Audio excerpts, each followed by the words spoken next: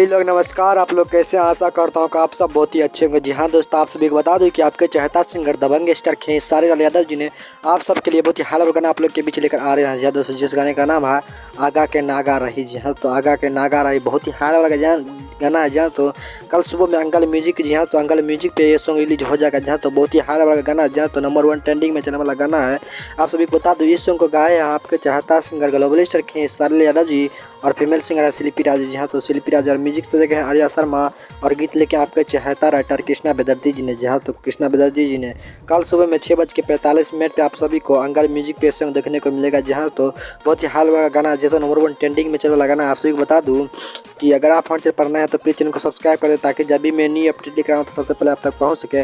तो मिलते हैं अगले वीडियो अपडेट के साथ, तब तक के लिए अपना ख्याल रखना।